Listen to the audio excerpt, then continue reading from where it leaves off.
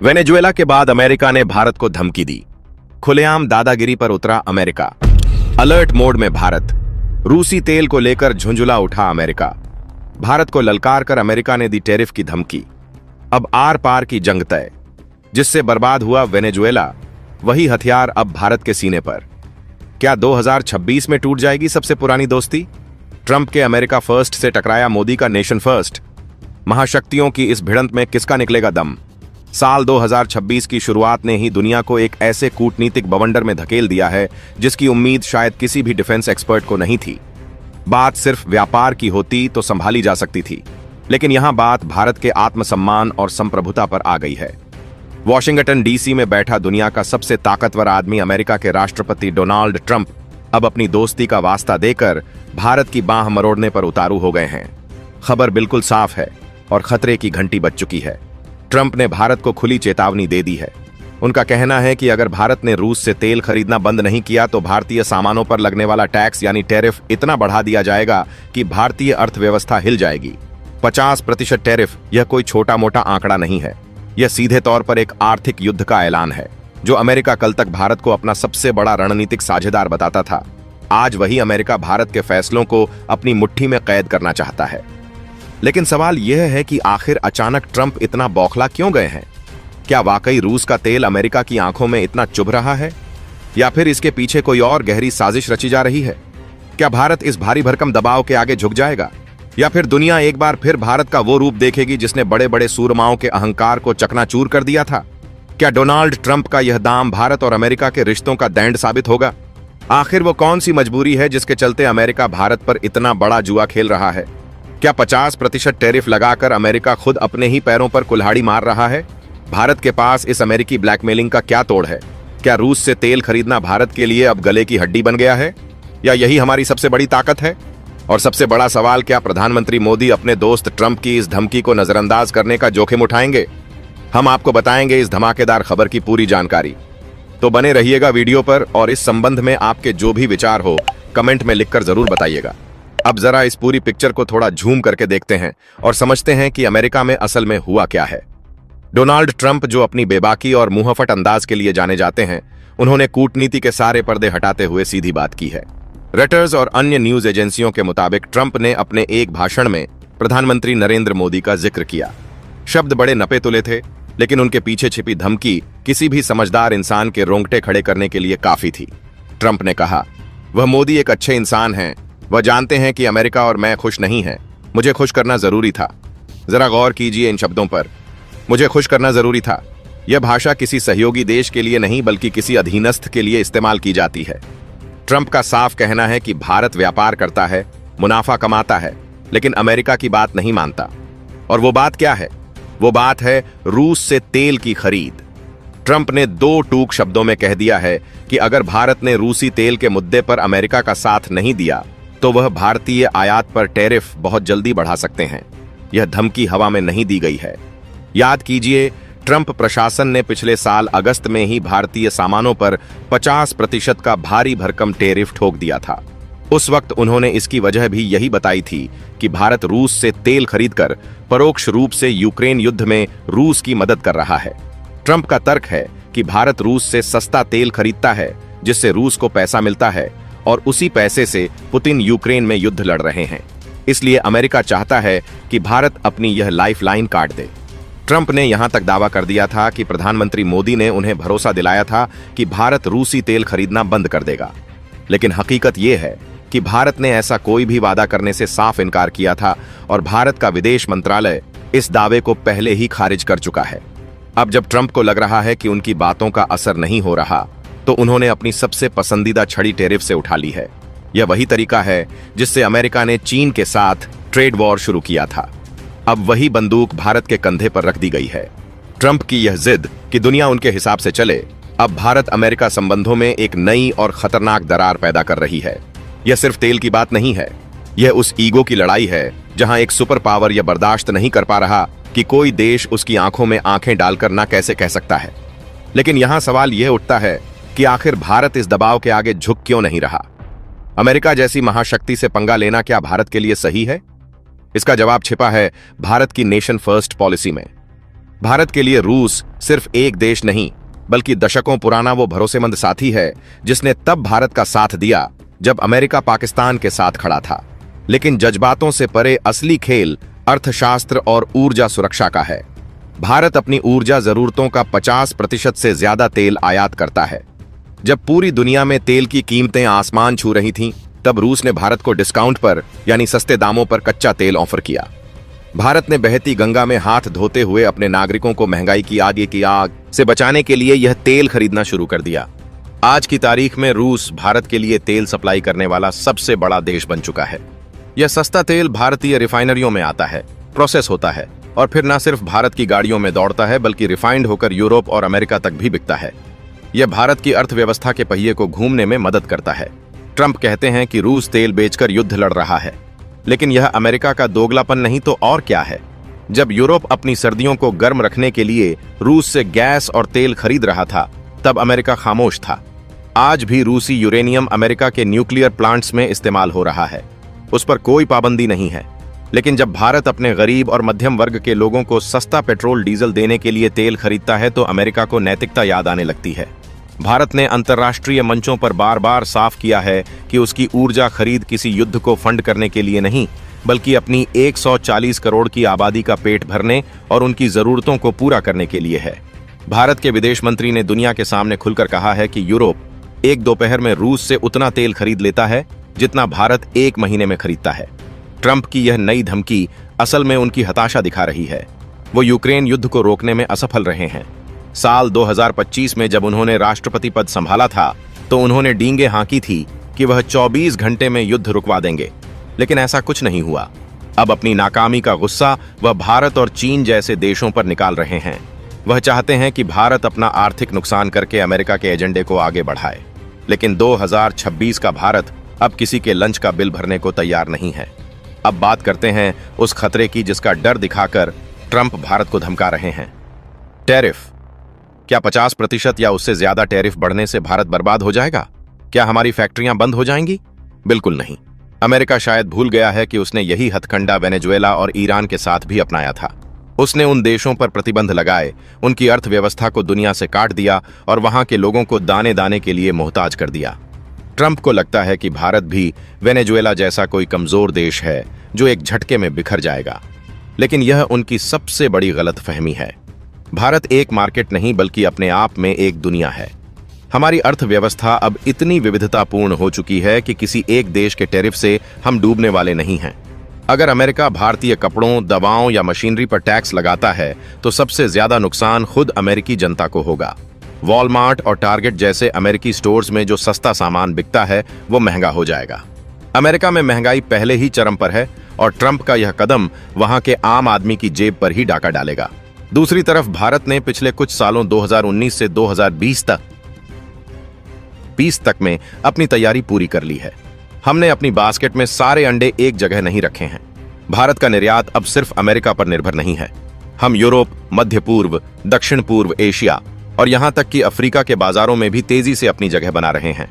इसके अलावा भारत का सर्विस सेक्टर, हमारी आईटी कंपनियां और फार्मा इंडस्ट्री इतनी मजबूत है कि दुनिया का कोई भी देश इन्हें नजरअंदाज नहीं कर सकता। और सबसे बड़ी बात, भारत का विदेशी मुद्रा भंडार।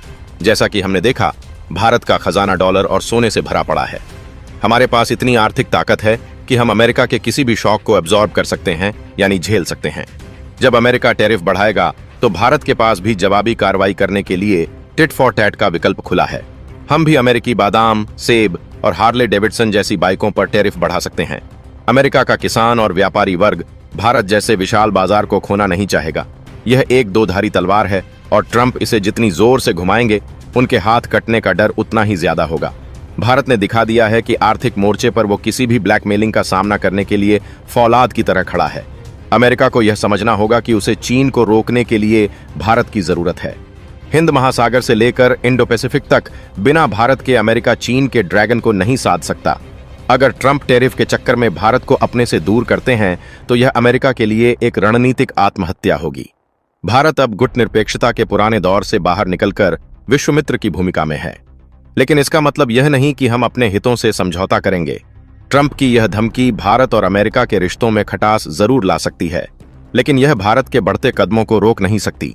आज का भारत अपनी शर्तों पर दुनिया से डील करता है, चाहे वह रूस से मिसाइल सिस्टम खरीदना हो या सस्ता तेल।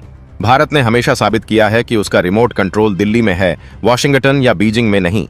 जब अमेरिका की तरफ से टैरिफ की धमकी खुलेआम दी जा चुकी थी और वॉशिंगटन से लेकर नई दिल्ली तक सियासी गलियारों में हलचल मच चुकी थी, उसी वक्त भारत के भीतर एक अलग ही मंथन शुरू हो गया था। क्योंकि यह सिर्फ एक आर्थिक दबाव नहीं था, बल्कि भारत की रणनीतिक आजादी को परखने की कोशिश थी। और यही वजह है कि प्रधानमंत्री नरेंद्र मोदी और उनकी कोर टीम ने इस पूरे घटनाक्रम को भावनाओं से नहीं बल्कि ठंडे दिमाग से देखने का फैसला किया। दिल्ली में हुई उच्च स्तरीय बैठकों में यह साफ हो गया कि अमेरिका की धमकी तात्कालिक गुस्से का नतीजा नहीं बल्कि एक सोची समझी रणनीति का हिस्सा है। दरअसल अमेरिका इस वक्त खुद कई मोर्चों पर फंसा हुआ है। यूक्रेन युद्ध उसकी साख को लगातार खोखला कर रहा है। चीन आर्थिक और सैन्य की दोनों स्तरों पर आंख में आंख डालकर खड़ा है। मध्य पूर्व में हालात काबू से बाहर हैं और अपने ही देश में ट्रंप को बढ़ती महंगाई, बेरोजगारी और सामाजिक असंतोष का सामना करना पड़ रहा है। ऐसे में ट्रंप के लिए किसी बाहरी दुश्मन को खड़ा करना राजनीतिक रूप से फायदेमंद हथियार बन जाता है और भारत जैसा बड़ा नाम इस काम के लिए सबसे मुफीद लगता है, क्योंकि इससे वह अपने वोटर्स को यह दिखा सकते हैं कि अमेरिका फर्स्ट की नीति पर कोई समझौता नहीं किया जाएगा। लेकिन ट्रंप शायद यह भूल गए हैं कि भारत अब 2010 या 2014 वाला भारत नहीं है। यह वह भारत है जिसने कोविड, चीन की घुसपैठ, वैश्विक मंदी और सप्लाई चेन क्राइसिस जैसे झटकों को झेलकर खुद को कहीं ज्यादा मजबूत बना लिया है। भारत की सबसे बड़ी ताकत उसकी रणनीतिक विविधता है। भारत किसी एक गुट का मोहरा बनने के बजाय मल्टी अलाइनमेंट की नीति पर चलता है। एक तरफ क्वाड में अमेरिका के साथ बैठता है तो दूसरी तरफ ब्रिक्स और एससीओ में रूस और चीन के साथ भी अपनी जगह बनाए रखता है। यही संतुलन अमेरिका को सबसे ज्यादा चुभ रहा है, क्योंकि वह चाहता है कि भारत खुलकर उसके खेमे में आए और रूस से पूरी तरह दूरी बना ले। लेकिन भारत जानता है कि ऐसा करना अपने ही पैरों पर कुल्हाड़ी मारने जैसा होगा।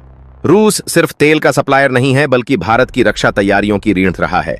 आज भी भारतीय सेना के बड़े हिस्से में रूसी हथियार और सिस्टम तैनात हैं। ऐसे में रूस से रिश्ते तोड़ना न तो व्यावहारिक है और न ही सुरक्षित। अमेरिका यह भी जानता है कि अगर भारत रूस से सस्ता तेल नहीं खरीदेगा तो उसकी अर्थव्यवस्था पर महंगाई का दबाव कई गुना बढ़ जाएगा। पेट्रोल डीजल के दाम बढ़ेंगे, ट्रांसपोर्ट महंगा होगा, खाने पीने की चीजों के दाम बढ़ेंगे और इसका सीधा असर आम आदमी पर पड़ेगा। और यही वह जाल है जिसमें अमेरिका भारत को फंसाना चाहता है। लेकिन भारत के नीति निर्माताओं ने इस खतरे को पहले ही भांप लिया था। इसी वजह से पिछले कुछ वर्षों में भारत ने अपनी रिफाइनिंग क्षमता बढ़ाई, वैकल्पिक भुगतान प्रणालियां विकसित की और डॉलर पर निर्भरता को धीरे धीरे कम करने की दिशा में कदम बढ़ाए। आज भारत रूस से तेल खरीदता है तो रुपए, दिरहम और अन्य माध्यमों से भुगतान करता है, जिससे अमेरिकी प्रतिबंधों का असर सीमित हो जाता है। यही वजह है कि ट्रंप की धमकी के बावजूद भारत ने कोई घबराहट नहीं दिखाई, बल्कि विदेश मंत्रालय की तरफ से बेहद संतुलित लेकिन सख्त बयान आया कि भारत अपनी ऊर्जा जरूरतों को लेकर किसी भी बाहरी दबाव को स्वीकार नहीं करेगा। यह बयान अपने आप में अमेरिका के लिए एक साफ संदेश था कि भारत दोस्ती निभाना जानता है लेकिन आत्मसमर्पण नहीं करता। इसी बीच अमेरिकी मीडिया और थिंक टैंक्स में भी बहस छिड़ गई कि क्या ट्रंप भारत के साथ वही गलती दोहरा रहे हैं जो उन्होंने चीन के साथ ट्रेड वॉर शुरू करके की थी, क्योंकि चीन पर लगाए गए टैरिफ का सबसे बड़ा खामियाजा अमेरिकी कंपनियों और उपभोक्ताओं को ही उठाना पड़ा था। अब वही कहानी भारत के साथ दोहराई गई तो नुकसान कहीं ज्यादा बड़ा होगा, क्योंकि भारत सिर्फ एक मैन्युफैक्चरिंग हब नहीं बल्कि एक विशाल उपभोक्ता बाजार भी है। अमेरिका की बड़ी बड़ी टेक कंपनियां, फार्मा दिग्गज और रिटेल चेन भारत से मोटा मुनाफा कमा रही हैं। अगर रिश्तों में खटास बढ़ती है तो भारत के पास भी विकल्पों की कमी नहीं है। वह यूरोप, जापान, दक्षिण कोरिया और खाड़ी देशों के साथ अपने व्यापारिक रिश्तों को और गहरा कर सकता है। इतना ही नहीं, भारत के भीतर भी यह भावना तेजी से मजबूत हो रही है कि अब समय आ गया है जब अमेरिका को उसकी सीमाएं दिखाई जाएं। सोशल मीडिया से लेकर टीवी डिबेट्स तक यह सवाल उठ रहा है कि क्या भारत हर बार अमेरिका की मर्जी के आगे झुकता रहेगा या फिर एक संप्रभु राष्ट्र की तरह अपने फैसले खुद करेगा। यही माहौल सरकार के लिए एक तरह की ताकत भी बन रहा है, क्योंकि जनता अब विदेश नीति में मजबूती देखना चाहती है। ट्रंप का दबाव उल्टा भारत में राष्ट्रवादी भावना को और तेज कर रहा है। इसी बीच रूस ने भी चुप्पी तोड़ते हुए संकेत दिए हैं कि वह भारत के साथ दीर्घकालिक ऊर्जा समझौतों को और मजबूत करने को तैयार है। यानी अमेरिका का दबाव भारत को रूस के और करीब धकेल सकता है, जो रणनीतिक रूप से वॉशिंगटन के लिए किसी बुरे सपने से कम नहीं होगा। क्योंकि अमेरिका जानता है कि अगर रूस भारत गठजोड़ और मजबूत हुआ तो एशिया में शक्ति संतुलन पूरी तरह बदल सकता है, खासकर तब जब चीन भी इस समीकरण को ध्यान से देख रहा है। चीन के लिए यह एक सुनहरा मौका है कि वह अमेरिका और भारत के बीच बढ़ती दरार का फायदा उठाए, लेकिन भारत इस जाल को भी समझता है और इसलिए वह किसी भी एक तरफ पूरी तरह झुकने से बच रहा है। कुल मिलाकर 2026 की शुरुआत में जो तूफान उठा है वह सिर्फ टैरिफ या तेल तक सीमित नहीं है। यह उस नए विश्व व्यवस्था की झलक है जहां पुरानी दोस्तियां नए इम्तिहान से गुजर रही हैं और हर देश अपनी प्राथमिकताओं को नए सिरे से परिभाषित कर रहा है। अमेरिका का दादागिरी वाला रवैया भारत को झुकाने के बजाय और ज्यादा आत्मनिर्भर बनने की दिशा में धकेल रहा है और यही वजह है कि आने वाले महीनों में यह टकराव और तेज हो सकता है, क्योंकि अब सवाल सिर्फ व्यापार का नहीं बल्कि सम्मान, संप्रभुता और भविष्य की दिशा का है। और इस जंग में कौन टिकेगा और कौन झुकेगा, इसका फैसला अभी बाकी है। अमेरिका की टैरिफ धमकी के बाद जैसे ही अंतर्राष्ट्रीय मंचों पर हलचल तेज हुई, उसी समय भारत के रणनीतिक गलियारों में एक और गहरी परत पर काम शुरू हो चुका था, क्योंकि भारत अच्छी तरह जानता था कि यह टकराव सिर्फ ट्रंप के बयानों तक सीमित नहीं रहने वाला, बल्कि इसके असर वैश्विक राजनीति, ऊर्जा बाजार और सैन्य संतुलन तक महसूस किए जाएंगे। इसी वजह से भारत ने चुपचाप लेकिन बेहद सटीक तरीके से अपने विकल्पों को सक्रिय करना शुरू कर दिया। सबसे पहले बात आई ऊर्जा सुरक्षा की, क्योंकि रूस से तेल खरीद को लेकर ही पूरा विवाद खड़ा किया गया था। भारत ने दुनिया को यह दिखाने की तैयारी कर ली कि वह किसी एक स्रोत पर निर्भर नहीं है। रूस के साथ समझौते अपनी जगह कायम रहे, लेकिन साथ ही इराक, सऊदी अरब, यूएई और अफ्रीकी देशों के साथ सप्लाई चेन को और मजबूत किया गया। इसका मकसद साफ था कि अगर अमेरिका दबाव बढ़ाए भी तो भारत के पास बैकअप मौजूद रहे। लेकिन असली खेल सिर्फ तेल का नहीं था, असली लड़ाई संदेश की थी और भारत यह संदेश देना चाहता था कि वह दबाव में आकर फैसले नहीं बदलता। इसी बीच ट्रंप प्रशासन के भीतर भी मतभेद उभरने लगे। अमेरिकी विदेश नीति के कई अनुभवी अधिकारी यह मानने लगे कि भारत को वेनेजुएला या ईरान की तरह ट्रीट करना एक ऐतिहासिक भूल होगी, क्योंकि भारत न तो प्रतिबंधों से टूटने वाला देश है और न ही उसकी अर्थव्यवस्था इतनी कमजोर है कि एक झटके में चरमरा जाए।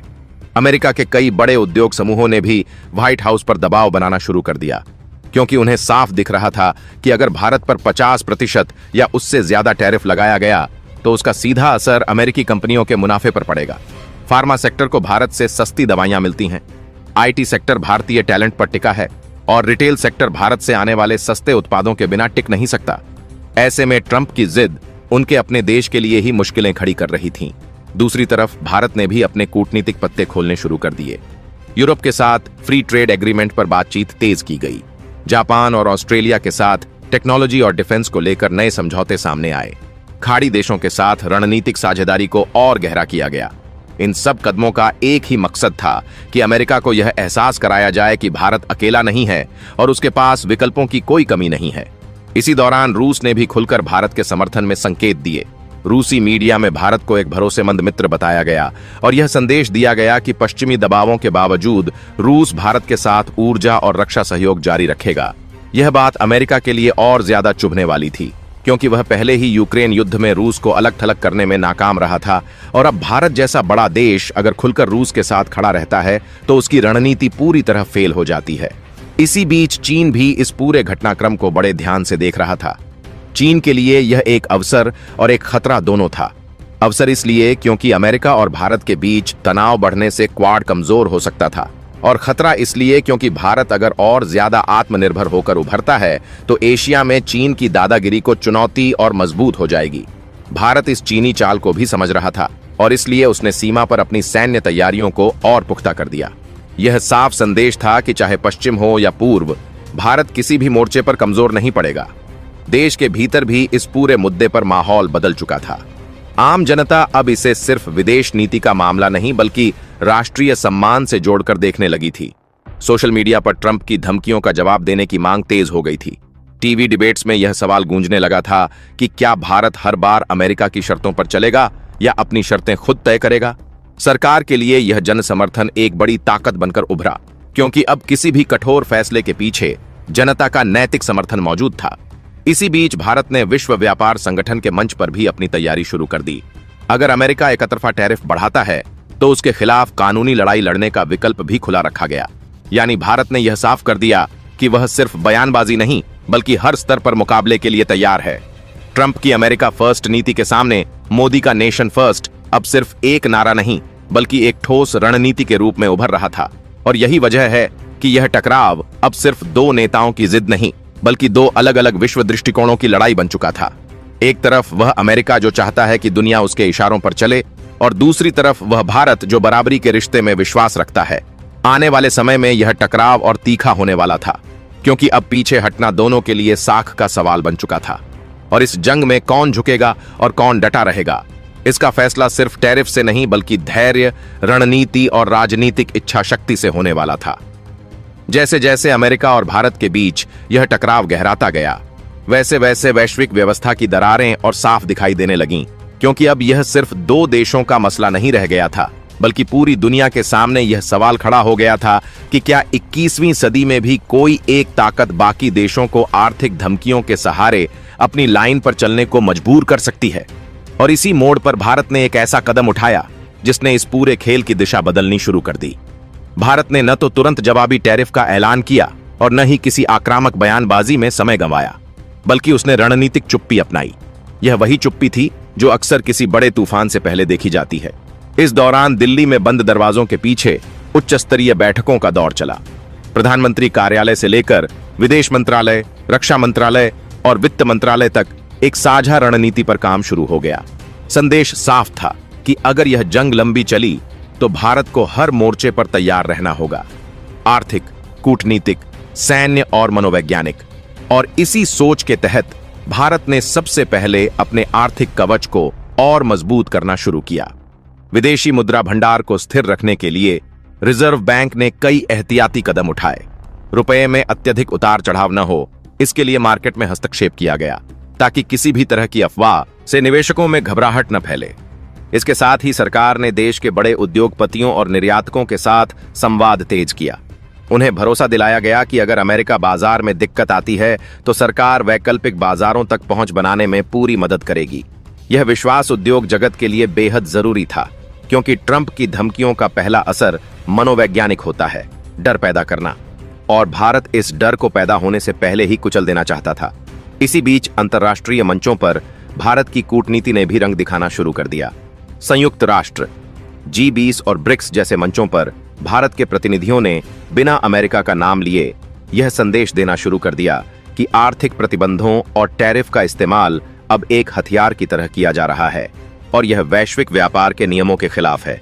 कई देशों ने भारत की इस बात से सहमति जताई, खासकर वे देश जो पहले ही किसी न किसी रूप में अमेरिकी दबाव का सामना कर चुके थे। लैटिन अमेरिका, अफ्रीका और एशिया के कई देशों के लिए भारत की यह लड़ाई अपनी लड़ाई जैसी लगने लगी, क्योंकि आज निशाने पर भारत था, कल कोई और हो सकता था। इसी दौरान यूरोप के भीतर भी एक अलग बेचैनी दिखाई देने लगी। यूरोपीय यूनियन पहले से ही ट्रंप की नीतियों से परेशान था। नाटो से लेकर व्यापार तक हर मुद्दे पर अमेरिका का रवैया यूरोप के लिए असहज हो चुका था। ऐसे में भारत और यूरोप के बीच नजदीकियां और बढ़ने लगीं। फ्री ट्रेड एग्रीमेंट पर जमी हुई बातचीत में अचानक गति आ गई। तकनीक, सेमीकंडक्टर, ग्रीन एनर्जी और डिफेंस के क्षेत्रों में नए प्रस्ताव सामने आने लगे। यह सब अमेरिका के लिए एक चेतावनी की तरह था कि अगर उसने भारत को बहुत ज्यादा धकेला तो भारत पश्चिम के भीतर ही नए संतुलन बना सकता है। उधर अमेरिका के अंदरूनी हालात भी ट्रंप के लिए आसान नहीं थे। राष्ट्रपति चुनाव के बाद देश पहले ही गहरे राजनीतिक ध्रुवीकरण से गुजर रहा था। महंगाई, बेरोजगारी और आप्रवासन जैसे मुद्दों पर जनता में गुस्सा था। ऐसे में भारत पर टैरिफ लगाकर वह अपने समर्थकों को यह दिखाना चाहते थे कि वह अमेरिका फर्स्ट पर कोई समझौता नहीं कर रहे। लेकिन यह दांव उल्टा पड़ने लगा, क्योंकि जैसे ही टैरिफ की बातें बाजार में फैलीं, अमेरिकी शेयर बाजार में अस्थिरता बढ़ गई। कई बड़ी कंपनियों के शेयर गिरे जिनका कारोबार भारत से जुड़ा था। दवा कंपनियों ने चेतावनी दी कि भारत से आयात महंगा होने पर अमेरिकी मरीजों पर सीधा असर पड़ेगा। आईटी कंपनियों ने कहा कि भारतीय टैलेंट के बिना उनकी प्रतिस्पर्धात्मक क्षमता कमजोर हो जाएगी। यह सब बातें धीरे धीरे अमेरिकी मीडिया में भी आने लगीं और ट्रंप पर सवाल उठने लगे कि क्या वह व्यक्तिगत अहंकार के चलते अमेरिका के दीर्घकालिक हितों को दांव पर लगा रहे हैं। इसी बीच भारत ने एक और बड़ा दांव खेला। रक्षा क्षेत्र में भारत ने संकेत दिए कि भविष्य की कुछ बड़ी रक्षा खरीद में विविधता लाई जा सकती है, यानी यह जरूरी नहीं कि हर बड़ा सौदा अमेरिकी कंपनियों को ही मिले। फ्रांस, रूस और यहां तक कि स्वदेशी रक्षा उद्योग को प्राथमिकता देने की बात सामने आने लगी। यह संकेत भर था, लेकिन इसका असर बहुत गहरा था, क्योंकि अमेरिका के लिए भारत सिर्फ एक बाजार नहीं बल्कि इंडो पैसिफिक रणनीति का एक अहम स्तंभ है। और अगर यह स्तंभ डगमगाता है तो चीन को खुला मैदान मिल सकता है। चीन इस पूरे घटनाक्रम को चुपचाप लेकिन बहुत ध्यान से देख रहा था। वह न तो खुलकर अमेरिका का समर्थन कर रहा था और न ही भारत का, बल्कि इंतजार कर रहा था कि यह टकराव किस दिशा में जाता है। लेकिन भारत को इस चीनी चाल का अंदाजा था, इसलिए उसने क्वाड को लेकर भी संतुलित रुख अपनाया। यह संदेश दिया गया कि भारत अमेरिका के साथ सहयोग जारी रखेगा, लेकिन अपनी शर्तों पर, दबाव में नहीं। देश के भीतर इस पूरे घटनाक्रम ने एक नई तरह की राजनीतिक एकजुटता भी पैदा की। सत्ता पक्ष और विपक्ष के बीच कई मुद्दों पर मतभेद रहे, लेकिन इस सवाल पर कि भारत की संप्रभुता और स्वतंत्र निर्णय लेने का अधिकार सर्वोपरि है, लगभग सभी एक सुर में बोलते नजर आए। यह दुर्लभ एकता अंतर्राष्ट्रीय मंचों पर भारत की स्थिति को और मजबूत कर रही थी, क्योंकि अब यह साफ था कि यह किसी एक सरकार का फैसला नहीं बल्कि एक राष्ट्रीय सहमति है। इसी दौरान रूस ने भी एक बार फिर संकेत दिए कि अगर पश्चिमी दबाव बढ़ता है तो वह भारत को और बेहतर शर्तों पर ऊर्जा और रक्षा सहयोग देने को तैयार है। यह बात अमेरिका के रणनीतिकारों के लिए और चिंता की वजह बन गई, क्योंकि उनका सबसे बड़ा डर यही था कि भारत कहीं पूरी तरह रूस के पाले में न चला जाए। हालांकि भारत ने हमेशा साफ किया कि वह किसी एक खेमे में बंधने वाला नहीं है, लेकिन यह संदेश भी उतना ही साफ था कि जो सम्मान देगा भारत उसके साथ खड़ा रहेगा और जो धमकी देगा उससे दूरी बनाएगा। इस पूरे तीसरे चरण में कहानी एक नए मोड़ पर पहुंच चुकी थी, जहां टकराव के साथ साथ संभावनाएं भी जन्म ले रही थीं, क्योंकि हर संकट अपने साथ एक नया अवसर लेकर आता है और भारत इस संकट को एक अवसर में बदलने की तैयारी कर चुका था। अब यह लड़ाई सिर्फ टैरिफ की नहीं रह गई थी,